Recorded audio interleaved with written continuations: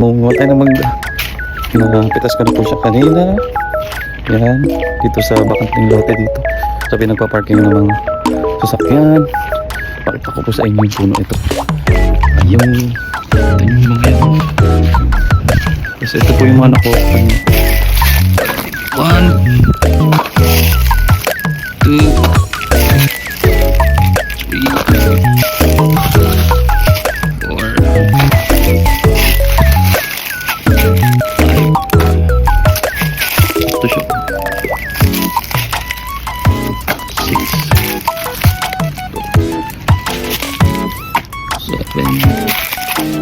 8, 9.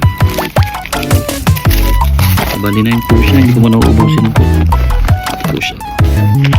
Ay. Makakuha din tayo ng mga mangga. Diyan lang sa tabi-tabi. Thank you po. See you in a bit.